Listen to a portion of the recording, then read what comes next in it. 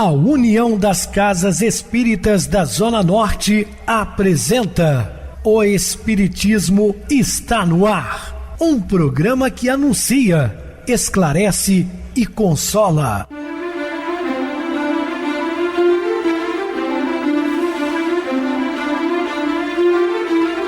Não se turve vosso coração. Credes em Deus, credes também em mim. Na casa de meu pai há muitas moradas. Se assim não fora, eu vou-los teria dito, pois vou preparar-vos lugar. O Espiritismo está no ar. Sintonize esta frequência. Pare, pense na vida, faça perguntas. Olá, meus queridos e amados irmãos ouvintes da Rádio Clube FM e também do programa O Espiritismo está no ar. Estamos juntos mais uma vez, há 11 anos, levando a mensagem consoladora de Jesus através das ondas do rádio, também do YouTube.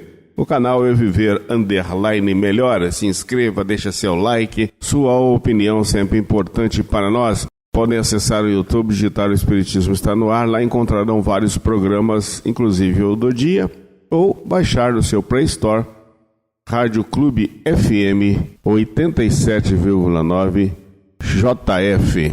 Recebo carinhosamente meu querido amigo espiritista, trabalhador da Casa Espírita Maria de Nazaré, Adilson Reis. Uma boa noite, seja muito bem-vindo. Boa noite, Pedrosa, boa noite a você, ouvinte da Rádio Clube FM, que acompanha nosso programa O Espiritismo está no ar. Mais uma vez juntos, então vamos estudar e aprender juntos. Que Jesus nos abençoe. Bem, meus irmãos, vamos falar sobre educação pelo trabalho. Dúvidas? Entre em contato conosco ligando para o WhatsApp da Rádio Clube FM, que é 0 operadora 32 999327758. Quer falar comigo? Utilize a TIM 98801-2675. Temos também o WhatsApp 9844949, novamente 59. O e-mail espiritismoestanoar@hotmail.com. Interajam conosco, façam perguntas, tirem dúvidas. Podem dar sugestões ao programa, estamos à disposição dos ouvintes. Vamos agora para aquele momento muito especial que é o nosso momento de oração. Sintonize esta frequência. O Espiritismo está no ar. Momento de oração. Todos nós queremos companhia e afeto, mas para desfrutarmos uma união amorosa, madura e equilibrada, é preciso, acima de qualquer coisa, respeitar o direito que cada criatura tem de ser ela mesma, sem mudar suas predileções, ideias e ideais. Estamos apresentando O Espiritismo está no ar. Bem, meus amados irmãos, estamos de volta com o assunto da noite, falando sobre educação pelo trabalho.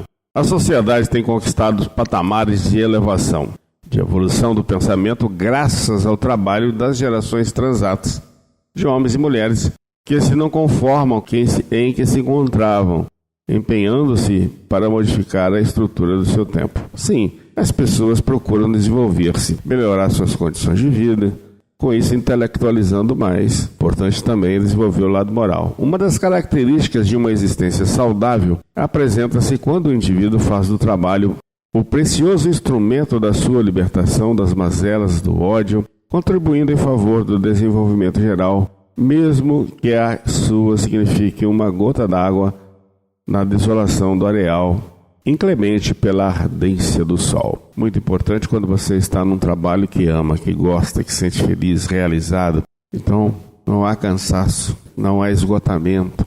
E principalmente quando você coloca esse trabalho em prol do próximo. Os altos níveis de estresse vivenciado pela sociedade atual são resultados, entre outros, das circunstâncias, das ambições que caracterizam esses dias, transformando o trabalho em instrumento de conquista de recursos para a supremacia em relação aos demais, seja do ponto de vista social, econômico, político, religioso, e o desequilíbrio se instala em face da desordem defluente do trabalho egoístico e insensato. Existem aqueles que estão no topo da vida quinhoada, porque conseguiram bastante amealhar muitos recursos e desfazem os demais. Se colocam como privilegiados ou como superiores e não tem nada disso, porque somos todos passageiros, né? Como diz a música, a vida é uma casa alugada. Somos todos inquilinos. Desde quando se estabelece como código de honradez, o trabalho é justo programar-se o repouso, o refazimento, o bem-estar como produtos da ação contínua. Fato importante, nós precisamos de folga, nós precisamos de férias. Tudo isso faz parte de um bom trabalho, inclusive de convivência, de patrão, empregado, né? Gerentes, enfim. Invariavelmente são transformados esses recursos em excitação e ansiedade, buscando-se lugares festivos e atordoantes para o prazer, onde os jogos, os sexos, das libações alcoólicas e da futilidade destacam-se como primordial importância em detrimento da renovação de força, da alegria das horas agradáveis. Muitos estão ainda com essas ideias armazenadas no seu psiquismo, na sua memória astral, desde aquelas loucuras da Roma antiga, né? E continuam até hoje, ainda se pervertindo. Clubes e spas para a exibição social, para a cultura do corpo, tornam-se metas que a grande massa deseja atingir, podendo fruir em demasia de destaque comunitário, inveja em relação às formas dentro dos padrões de beleza de cada período, em crescente conflito de insegurança, medo de perder a projeção conseguida. Todos necessitam do trabalho de outros, formando uma cadeia de ação que não se interrompe, renovando os sentimentos, fortalecendo os comportamentos edificantes. O trabalho também ilumina o espírito, quanto este busca autoaperfeiçoamento e autoiluminação. Claro, o trabalho ele é digno, quando ele é honroso, quando ele é honesto, quando ele não escraviza, não é? Porque existem trabalhos que escravizam pessoas. Esse fabuloso instrumento de elevação, portanto, deve ser estimulado no lar, fazendo parte do programa educativo para a vida que será esculpida na criança, preparando-a para a razão e a ação do futuro. Então nós temos que, desde cedo, instruir as nossas crianças com responsabilidades para que sejam jovens e adultos respeitáveis, trabalhadores e honestos. A coragem é a intrepidez que se desenvolve no ser humano a fim de poder realizar os enfrentamentos com decisão e altruísmo, mantendo a firmeza de espírito em qualquer circunstância, entre outras definições. Resultado de uma boa orientação espiritual, a coragem dignifica e eleva o espírito, trabalhando as suas necessidades e desenvolvendo os atributos que necessitam de expansão. Então nós podemos, através do trabalho, elevarmos também espiritualmente. Difere da impetuosidade que caracteriza a predominância do instinto, demonstrando a grandeza dos sentimentos que não temem, que não recuam diante da dificuldade, criando filhos fortes para enfrentar a vida, né? Deixando que eles também resolvam parte de seus problemas, sem ficar acobertando demasiadamente. A proteger-se na hora correta, mas também deixar que o filho tenha responsabilidade. Essa característica é a marca primorosa dos heróis em todos os campos do comportamento humano, não apenas daqueles que se fizeram combatentes conhecidos pelas batalhas travadas contra os invasores da pátria, do lar, do seu campo de ação, mas também e principalmente dos que descobriram terras, que inventaram os instrumentos propiciadores do crescimento da sociedade, que perseveraram nos laboratórios e no silêncio das suas oficinas, buscando soluções para problemas que dificultavam a marcha do progresso humano. Quantos heróis em diferentes ordens nós temos? Quantos daqueles que vieram à Terra exatamente para promover o bem, trabalharam incansavelmente para descobrir a cura de determinadas enfermidades e conquistar novas pátrias, enfim. O Brasil está hoje como está, graças aos portugueses que enfrentaram mares bravios com dificuldades tremendas naquelas pequenas caravelas, colocando suas vidas em risco, passando por medos muitas vezes, meses dentro do mar sem ver terra firme, para que a gente tenha hoje um país imenso, um país continente. Então, foram eles, os heróis, que proporcionaram para nós estarmos aqui, encarnados. Não foram poucos os portadores de coragem, da paciência e do esforço que souberam esperar o momento hábil para a realização dos empreendimentos enobrecedores e que inscreveram os seus nomes nos anais da história. Coragem, no conceito aristotélico, que a igualava a outras conquistas logradas pelos valores éticos. O ser de coragem arrosta as consequências das suas decisões sem temor da injúria, da perfídia dos outros, confiando nas possibilidades que dispõe para atingir a meta que estabelece. Fala com convicção, sabe o que está fazendo, ainda que seja ele duramente criticado, continua ali, porque sabe, tem certeza do resultado. A coragem deve ser desenvolvida no lar, desde os primeiros fenômenos reativos da personalidade infantil, a fim de selecionar, dentre os impulsos do primarismo, os sentimentos de afirmação, orientando os de elevação ético-moral, de forma a constituírem uma couraça protetora em torno da existência. O medo, muitas vezes, propele o indivíduo para determinadas atitudes que podem confundir-se com a coragem, quando são apenas mecanismos de defesa da vida e impulsos destrutivos. A coragem alia a razão à emoção e trabalha sem precipitação nem alarde, produzindo fenômenos de alegria e de paz. Em face do processo da evolução, o espírito transfere de uma para outra reencarnação as marcas das ocorrências que foram enfrentadas, assinalando com culpa, medo e necessidade de fuga diante de qualquer iminente perigo, real ou imaginário. A educação para a coragem fortalece as fibras mais íntimas do ser, estimulando a superação, etapa a etapa, dessas heranças perturbadoras. O desenvolvimento da autoconfiança e da determinação em relação aos compromissos para com a existência faculta a manifestação da coragem, que se fortalece aos estímulos interiores da oração e da confiança irrestrita em Deus. Pelo caminho existencial, sempre surgirão ameaças e desafios que constituem oportunidade de crescimento moral e emocional, devendo ser enfrentados com naturalidade e decisão. A coragem nasce de um específico sentimento de amor àquilo que se crê, que se deseja e pelo qual se luta. Mediante a presença do amor, a coragem faz-se mais decisiva e, portanto, com melhores possibilidades de alcançar o triunfo na luta a que se entrega.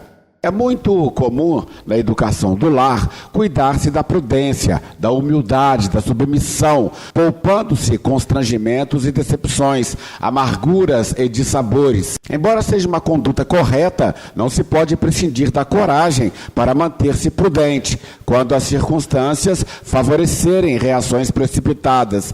Da mesma forma, a humildade necessita da coragem para preservar-se digna, fugindo da situação do medo que submete o indivíduo àquilo que detesta, exclusivamente porque não deseja experienciar incômodos nem mal-estares. A coragem supera essas situações complexas que impõem decisão firme e ação contínua. O medo paralisa, impede o crescimento moral e intelectual, arruinando as possibilidades de elevação que surgem no processo da evolução. Embora decorra de um sentimento humano cauto, deve ser circunscrito numa fronteira em que a prudência recomenda equilíbrio, recuo, recomposição de forças, evitando a afoiteza irresponsável. Tudo aquilo quanto é desconhecido gera certo sentimento de medo, de precaução, por gerar incerteza e produzir desconfiança. O excesso, porém, de cuidados em face das ocorrências não esperadas, daquilo que se constitui novidade e desconhecimento, pode favorecer a estagnação e dar lugar a transtornos de conduta. Na educação doméstica, para a coragem, torna-se necessário desenvolver as aspirações da beleza, da verdade, da conquista moral, de forma que as intempéries, as vicissitudes que se apresentem, sejam devidamente enfrentadas com decisão e disposição para vencê-las. Quem receia voar além dos limites não consegue alcançar os próprios limites, definhando e amofinando-se diante do maravilhoso projeto Viver. A coragem necessita, no ninho doméstico, do combustível dos exemplos que devem ser dados pelos pais, diligentes e trabalhadores, que não se queixam nem se entregam a lamentações, sabendo referir-se aos acontecimentos negativos com naturalidade, como pertencentes aos processos de realizações. Nenhuma ascensão pode ser conseguida sem a vitória sobre os percalços da trajetória. Os acumes são difíceis de serem alcançados, mas quando conquistados, premiam com a visão deslumbrante da paisagem em volta. A existência humana pode ser considerada como uma aventura evolutiva. Enfrentá-la com altivez e coragem é conseguir-se o triunfo em toda a sua generosidade e significação. Cada situação vencida retribui com momentos encorajadores e mais belos, dando significados estimulantes para novas lutas. Somente com a coragem se pode combater o mal e suas expressões inferiores, que se encontram íncitos nos sentimentos torpes, que defluem do egoísmo, da presunção e da equivocada visão em torno dos valores nobres que se não têm. É indispensável coragem para autoanalisar-se, para descobrir anfractuosidades morais, as imperfeições em predomínio, as mesquinhezes do caráter e da conduta. Foi a coragem que deu oportunidade aos artistas, aos estetas, aos santos, aos cientistas, aos heróis de todo tipo, aos conquistadores, aos pensadores éticos e aos lutadores nobres de realizarem os seus sonhos, de constituírem as suas aspirações, tornando-se realidade no mundo objetivo. Jesus Cristo, com muita justiça, denominando o herói da cruz, viveu corajosamente, arrostando todas as consequências do seu ministério, sem submeter-se aos dominadores de mentira, aos poderosos de coisa nenhuma, demonstrando que o amor é a força mais grandiosa que existe no universo, porque nascida em Deus, sustenta a criação. Seu exemplo de coragem permanece como estímulo e lição viva para todas as criaturas que desejam a iluminação e o encontro com Ele. Questão relevante e intransferível é a que diz respeito à educação sexual dos filhos. Anteriormente, quando reinava a ignorância e predominava a superstição, assinalada pela malícia, o sexo era tabu e o conceito religioso tradicional que o abominava, nele via somente o pecado que se derivava da mitologia do comportamento de Eva, seduzida pela serpente, por sua vez arrastando Adão no paraíso de fantasia. Através da evolução cultural, o sexo tornou-se objeto de estudos nobres, merecendo o respeito a que faz jus na sua condição de instrumento para a procriação, desse modo perpetuando a espécie. À medida que vem recebendo contribuições psicológicas em torno dos relacionamentos específicos, experimenta a banalização da sua conduta, sendo responsável, de algum modo, por dramas e tormentos individuais como sociais que estarrecem. Desde quando foi estudado pelo eminente neurologista e psiquiatra vienense Sigmund Freud, que o libertou da ignorância a que fora relegado, que passou a exercer um grande fascínio nas mentes e nos sentimentos. A princípio, as conclusões do eminente médico foram consideradas abusivas e experimentaram a agressão da ignorância, mediante ataques vigorosos que não lhe diminuíram a grandeza. No entanto, vendo apenas um lado da questão, o notável cientista, por sua vez, estabeleceu a ditadura da libido, reduzindo praticamente todos os fenômenos da emoção a consequências neuróticas derivadas da forma como o sexo é encarado ou não, exercido ou recusado. Graças à visão espírita, porém, além das suas nobres funções orgânicas, desempenha também um papel emocional muito significativo, como decorrência da maneira como é considerado e vivenciado. Na atualidade, em face de muitos fatores sociológicos e educacionais, o sexo tornou instrumento de fama, de poder, de domínio. Na atualidade, As informações equivocadas e a ausência delas têm-no reduzido apenas o instrumento de prazer, no qual se encontram fontes de perversão e de gozo intérmino, transformando as criaturas em objetos de variado preço, mas de aquisição fácil, desde que se disponha dos recursos exigíveis para o tanto. O sexo é portador de objetivos elevados, tanto do ponto de vista fisiológico como psicológico, pois que, além da finalidade procriativa a que se destina, proporciona a permuta de hormônios emocionais, contribuindo para a alegria de viver e a harmonia psicológica dos seres humanos. Em face, no entanto, da denominada liberação sexual, tornou-se instrumento de nefando comércio, através do qual foi montada toda uma indústria de perversão e de permissividade, fascinando as pessoas atormentadas que se lhe entregam inermes ao domínio, vitimando-as cada vez mais. Por outro lado, a facilidade apresentada pelas comunicações virtuais vem oferecendo como produto de consumo, em que as mais terríveis utilizações passam a ser apresentadas. Nos lares desassistidos pela dignidade, multiplicam-se os casos de pedofilia que se espalham pelas comunidades, estimuladas pelo turismo sexual infantil e as incontroláveis apresentações de espetáculos através da internet, nos quais a criança é vilipendiada em todos os seus sentimentos, que se transformarão em suplício mais tarde. O pior nessas situações é que muitas crianças são vítimas de pais inescrupulosos que as expõem a preço de moedas criminosas para manterem a ociosidade e a morbidez.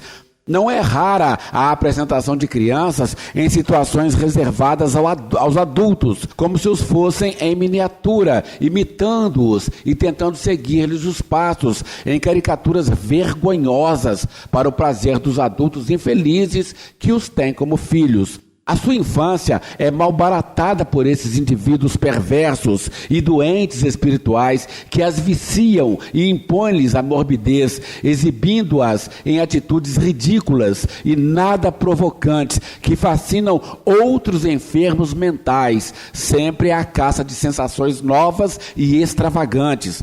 A educação sexual deve fazer parte do programa familiar, no qual todas as questões devem ser abordadas com naturalidade, no dia a dia, sem precipitação nem atraso. Aquilo que a criança não aprende no lar, certamente encontrará deformado em outros lugares, onde não existe dignidade nem interesse pela sua saúde moral. Indispensável, portanto, iniciar-se a educação sexual da criança assim que ela possa tomar banho no mesmo momento que o pai, quando do sexo masculino, ou com a mãe, quando do sexo feminino, ensejando à sua natural curiosidade a explicação pertinente às funções orgânicas como aparelho excretor, tanto quanto na condição de reprodutor. Elucidar com alegria que é através da união dos dois sexos que a vida material se perpetua e os espíritos dispõem da oportunidade de revestir-se do corpo físico a fim de vivenciar as suas provas e expiações. Sem excesso de pudor ou ausência dele, direcionar os filhos para o exercício sexual no momento adequado e evitar informações para as quais não haja interesse do educando. Ao mesmo tempo, explicar, quando for oportuno, o uso indevido que é aplicado por pessoas enfermas e, diante da vulgaridade exposta, elucidar que a realidade difere daquilo por tratar-se de exibicionismo comercial para atrair pessoas atormentadas. Quando os pais notarem comportamentos diferentes nos filhos, como, por exemplo, preferências de natureza homossexual, devem examinar com espontaneidade sobre o significado da ocorrência, orientando o filho ou a filha para comportamentos saudáveis, de respeito a si mesmo e ao grupo social, sem deixar que se lhes instalem conflitos perfeitamente evitáveis. Não considerar a ocorrência como uma infelicidade ou punição divina, como era normal nos redutos onde predominava ou remanesce a desinformação. A problemática não é de natureza homo ou heterossexual, mas sim moral, colocando acima da opção a conduta de cada qual na maneira correta de conduzir a existência. A constelação familiar, portanto, é o núcleo melhor da vida para a orientação sexual, evitando que pessoas desinformadas e em distonia emocional se encarregue de apresentar os conflitos que as vitimam como sendo o melhor caminho a seguir, ao mesmo tempo em que as rápidas e perversas informações da mídia, que sempre induzem à liberação desastrada dos comportamentos que se convertem em espetáculos de sofrimento futuro, devem ser esclarecidas com mais profundidade. Muito bem, Adilson, bem explicado. Vamos agora para o intervalo musical, a seguir a nossa oração final. O patrimônio da alma. Quantas vezes, ao longo de nossa jornada terrestre, nos pegamos contando moedas, medindo sucessos e empilhando conquistas? Vivemos em um mundo que nos convida a todo instante à posse. Queremos o melhor carro, a casa mais suntuosa, o título mais brilhante no currículo. Mas nessa busca incessante pelo ter, raramente paramos para perguntar o que realmente nos pertence. Às vezes, guardamos inúmeros títulos de propriedade. Temos as chaves, os contratos, os registros. Contudo, se no meio de tantas utilidades terrestres não somos senhores da nossa própria alma, de que vale o patrimônio? Sem o autodomínio, a riqueza não passa de um convite à ilusão, uma introdução ao desequilíbrio. Muitos de nós atravessamos a juventude como se fosse uma festa eterna. Multiplicamos jardins de alegria e prazeres imediatos. No entanto, se não buscamos o conhecimento superior, se não traçamos um roteiro espiritual para o amanhã, essa fase será apenas a véspera ruidosa de uma velhice solitária e vazia. É comum buscarmos o aplauso. Queremos o peito coberto de medalhas honoríficas, a admiração dos outros, o reconhecimento social. Entretanto, se a luz da reta consciência não banha o nosso coração, corremos o risco de ser como cofres de trevas, enfeitados por fora, mas absolutamente vazios por dentro. E a nossa casa? Dedicamos tanto tempo a adorná-la. Amontoamos o que há de mais moderno. Buscamos o conforto, o perfil dominante da arquitetura, o esplendor das artes. Mas se na intimidade do lar não existe a harmonia, se o afeto não circula entre as paredes, nosso domicílio corre o risco de ser apenas um mausoléu adornado, onde a vida não vibra. Podemos ter grandes recursos amoedados e com eles falar com autoridade, influenciar o próximo. Todavia, se esses recursos não se transformam em socorro ao necessitado, em postos de trabalho, em estímulo ao bem e em educação para os semelhantes, somos apenas viajores descuidados. Caminhamos a passos largos para o encontro com a desilusão, pois o dinheiro que não serve é como água parada. Podemos conquistar o poder, a fama e ver o mundo reverenciar nossa presença física.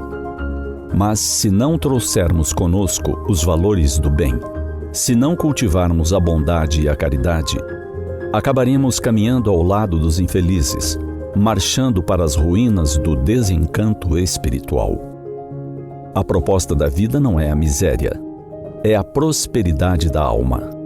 Ser rico com Deus não é abrir mão do que se tem, mas saber dar destino nobre ao que nos foi emprestado pela divindade. É transformar o ouro em pão, o poder em serviço, a inteligência em luz e a casa em santuário de paz. Pensemos nisso. Ao partirmos desta grande escola chamada Terra, não levaremos o que está nas nossas mãos, mas apenas aquilo que colocamos dentro do nosso coração. Lembremos que a morte é o alfandegário mais rigoroso que existe.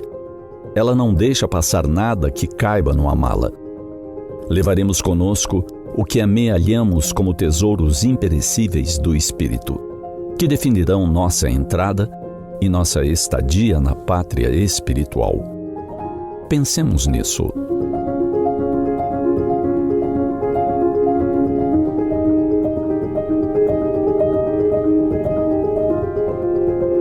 Sintonize esta frequência. O Espiritismo está no ar. Momento de oração. Queridos e amados irmãos em Cristo, faz-se necessário admitirmos nossos erros, nossos equívocos, porque somente dessa forma iremos confrontar-nos com o nosso sótão fechados e promover nosso amadurecimento espiritual.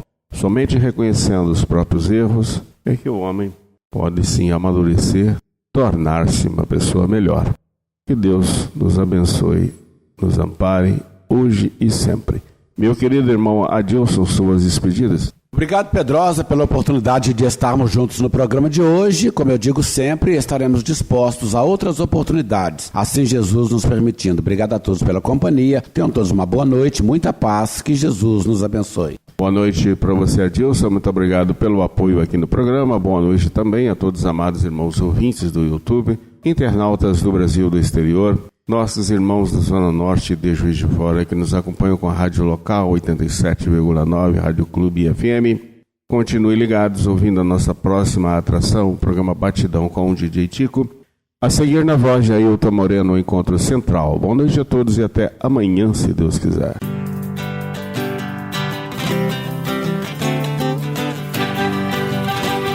A União das Casas Espíritas da Zona Norte apresentou O Espiritismo está no ar, anunciando o Evangelho de Jesus, esclarecendo sua mensagem, consolando corações. Olhe pro céu e descubra imagens de luz. Se tem Jesus, o amor todo que Deus te deu. Pense no bem, no melhor em que pode fazer. Seja o que for, também vai receber.